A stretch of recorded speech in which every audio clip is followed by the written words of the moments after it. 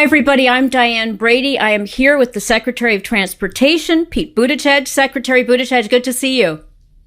Good to see you. Thanks for having me. So let's start with this proposed rule that requires airlines to compensate passengers. Let me ask, why now? Why is this the right time to introduce it? Well, I think interest in this has been building up for a long time, and this builds on a lot of the work that we have been doing from day one in this administration.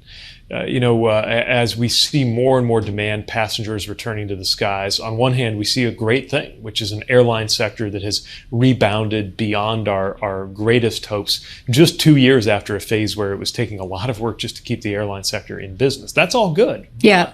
The other side of it is that there's been a ton of frustration among passengers about the way airlines have treated them and about performance. Now, so far this year, we've seen improvement. Matter of fact, cancellation rates have been below 2% every month this year, which is something that hasn't happened in a while.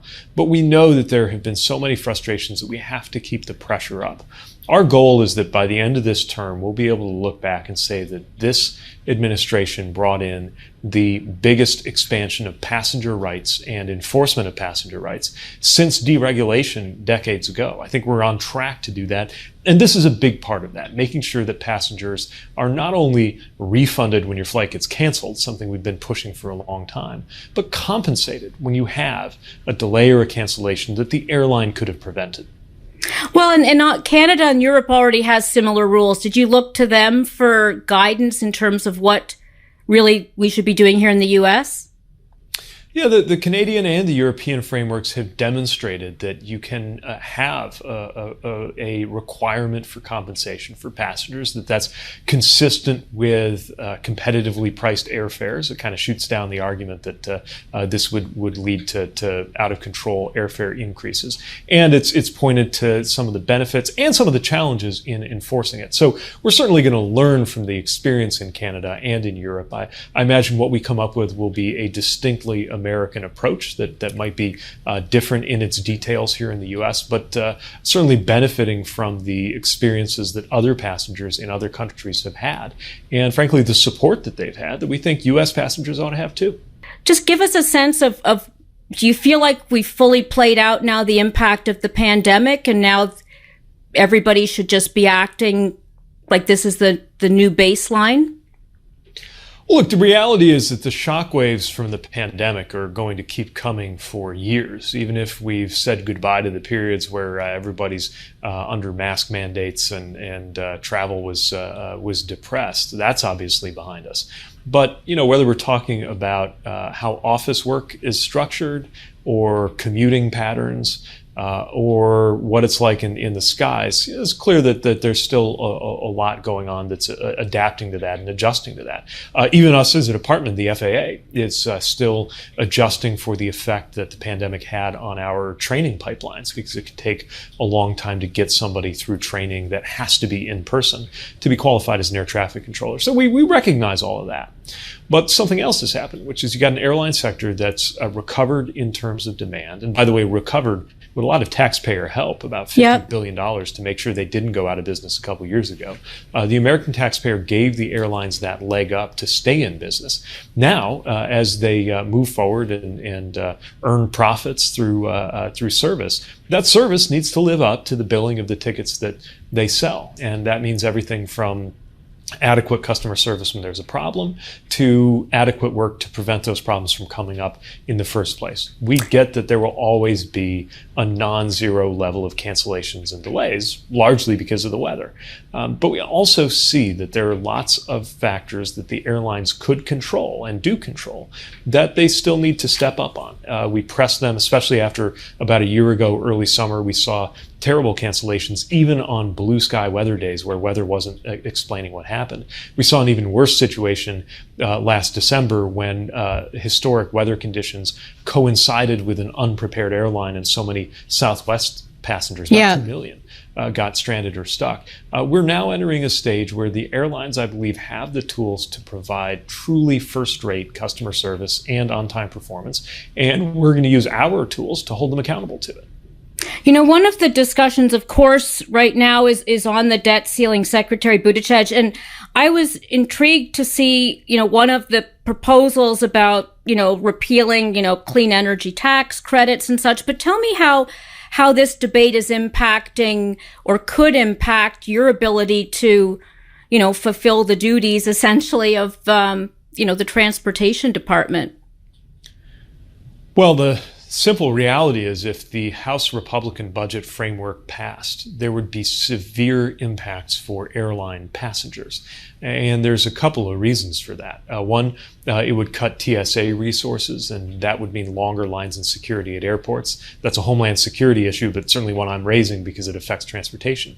And then here at the DOT, it would stop us in our tracks on some very important work that we're doing, both to grow our workforce of air traffic controllers and to modernize systems like the notice to air mission system that when it went out just for 90 minutes on one day in January, it wreaked havoc on our system. And so we need to be doing more and not less with air traffic controllers and with the computers that are behind them. And yet this budget proposal would slash that. Matter of fact, every FAA employee would have to be furloughed for a number of days. It would halt our modernization efforts. Hundreds of air traffic controller towers would actually close if you just do the simple math on their proposal. So there is a lot at stake for aviation and for airline passengers in those proposed budget cuts. And I think it's important to get that out there because sometimes certainly House Republicans have, I think, played off an impression that anything besides defense is trivial or at least is expendable, that they keep saying, okay, they're going to leave defense alone, but any kind of discretionary spending they're going to cut. Well, non-defense discretionary spending includes things like the FAA. If you cut it, especially if you cut it at the levels that we would face, which is about 22%, there's no way you can absorb that cut without it having direct effects on things like cancellations and delays for airline passengers and time spent waiting in security. And it's telling to me that even though I've been talking about that everywhere I go, and even though House Republicans voted for a budget framework that would do this, they haven't really debated us. They haven't come back and said, well, here's why those cuts are worth it, or here's why those cuts are justified. They also haven't shown that this would not be the effect, which I think demonstrates that their position is not one that actually makes sense, because they don't even want to defend it. Do you feel like you have the momentum? One of the things that I think has been of great interest is the infrastructure to basically support electric vehicles and such. I know you've spoken a lot about that. How much momentum do you feel? Can you give us some sense of where we are on that, Secretary Buttigieg? We do have the momentum, but we do not yet have the infrastructure. That's why we're building it. Look, you cannot run tomorrow's cars on yesterday's grid. This is clear. Plus, we need to be doing a lot of work and are doing a lot of work, much of it led by Secretary Granholm and the Department of Energy, to make sure that we're shoring up our capacity for critical minerals and battery components. The part of the momentum that is most exciting to me is the jobs that are being created here. I grew up in South Bend, Indiana, in the shadow of an empty Studebaker factory that towered over our downtown, 800,000 square feet, and it used to employ so many people in our community before it went out of business in the 60s. And when I was growing up in the 80s and 90s, we were still dealing with the effect of that. Today, we see something that is the other side of the coin. I've been on building sites in Kentucky and in Kansas where battery factories that are going to employ 4,000 people that are many times bigger than that giant Studebaker factory I grew up in the shadow of are going to be online by next year, creating these good paying jobs. So the jobs are coming together. The charging network is something we are using federal funds to build right now through the infrastructure law. And of course, the manufacturers are gearing up to produce these cars. Right now, they can't make them fast enough to keep up with demand. This, I want to be very clear, this is not going to be a simple or an easy transition. We've run our cars one way for the last 100 years or so. Now the industry and the sector is moving in another direction. But we've got to be aggressive and active about this because this is also a matter of U.S. competitiveness and economic security. The question isn't whether cars are going to go electric. That's happening. The question is whether it will be a made in America revolution led by American firms and American workers. And you're confident? That is the question we're trying to make sure we resolve in the right way. So you're confident, Secretary, will be able to reach the targets in terms of what the infrastructure we need to support Americans driving electric cars by the targets set by the administration? Yes. For example, we are on track to get the electric vehicle chargers out there so that the president's goal of 500,000 spots you can charge by the end of the decade is going to be met. Okay. None of this is easy, but we are doing the work, and I think we're going to hit our marks. And let me ask about next week, Secretary Buttigieg, you are meeting with the transportation ministers of the 21 Apec, Asia-Pacific Economic Cooperation countries in Detroit. What's on your agenda for that? Well, I'm expecting a wide-ranging discussion. It's an honor for the U.S. to be hosting this year, and I'm honored to be chairing the transportation sessions, to sit down with my counterparts from around the Pacific region, countries ranging from Japan to Chile, who all have a stake in making sure that we cooperate where we can, even while we compete in some areas. There's tons of scope for cooperation.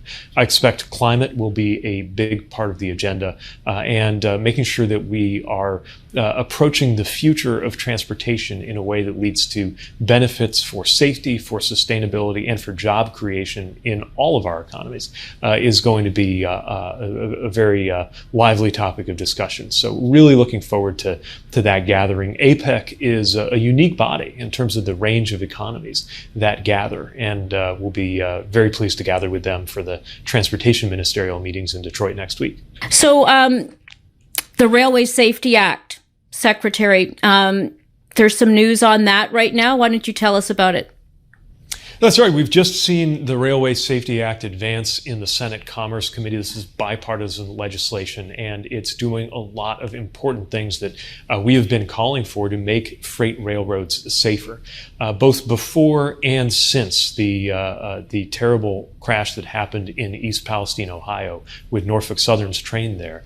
We have been working as an administration using the tools that we have to hold railroad companies accountable and to make railroading safer than it has been in the past. But this legislation would give us more tools and help us create greater accountability and create more solutions that are going to be important for local authorities and jurisdictions too. So I'm pleased to see this moving on a bipartisan basis. I hope it gets to the president's desk quickly, because as soon as he can sign it, we can get to work as a department making those provisions happen, and I think it'll make a big difference.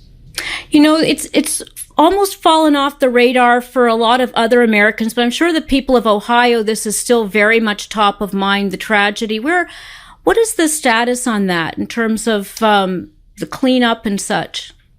Yeah, I'm still in contact with the folks I met on the ground in East Palestine. Their focus largely is to get on with their lives. The community is preparing for summer. They're getting their parks and their swimming pool back up and running. They don't want to be defined by this, but they also don't want it to be forgotten. EPA is continuing to require Norfolk Southern to follow through with the cleanup. And I think any community that lives near a railroad line, which is so many communities around the country, are now asking, okay, what more needs to be done to keep us safe? What happened in Ohio was a wake-up call for many Americans who did not realize that derailments have happened and have always happened on a daily basis, literally daily basis in this country. There's new and bipartisan energy to change that. And I think that's one of the biggest things we can do to do right by the people of communities like Ohio that were impacted by this. I would be remiss not to end by asking you about basically your message, in part to young leaders in the Democratic Party. How much opportunity do they have to shape the agenda? I'm thinking about that just in terms of, we've obviously a lot of discussion around the presidential election. We know the candidates that have come forward. You were previously a candidate yourself, of course. Do you feel that there is a sufficient voice for younger members of the Democratic Party in terms of shaping the agenda and the priorities of the administration? Yes, I can't speak to the campaign or partisan side while I'm sitting in this chair. Right. I'll tell you from an administration perspective, and as the youngest member of the cabinet, I see that this is an administration that's very focused on the future, on making sure that not just folks my age, but the next generation and even my kids' generation, something I think about a lot more now that Chastity and I have become parents to twins who are coming up on their second birthday this summer, that we have a strong economy, a competitive country, a a climate that works for all of us. These are exactly the issues that command so much attention in the White House and in the administration. And one other thing I would mention, an important thing that's sometimes overlooked as we embark on spending over $1 trillion to improve America's infrastructure, is that even though the decision to authorize that funding and the decisions to set up those programs are made here in Washington, many of the decisions about how it's actually going to work are made closer to home, in processes at state and even city councils, where young people don't even have to be old enough to vote sometimes to be able to speak up and make their voices heard. And I hope they do, because those choices are also going to shape the success in the future of what we're doing right now under the president's leadership with this generational investment in America's transportation infrastructure. Great. Thank you very much for joining us, and I look forward to continuing the conversation. Same here. Thank you for having me. Thanks.